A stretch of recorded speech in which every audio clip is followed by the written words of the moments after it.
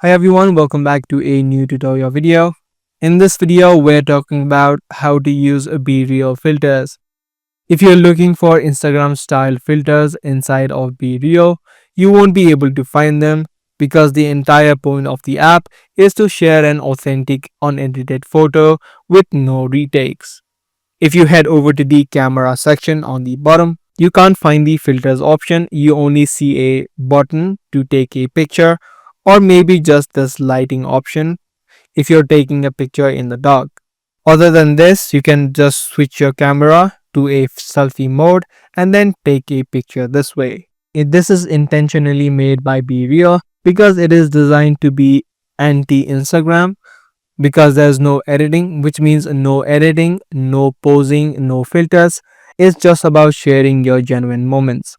So I hope I cleared things out about using BeReal filters. If this video was helpful to you, be sure to subscribe and also give this video a thumbs up.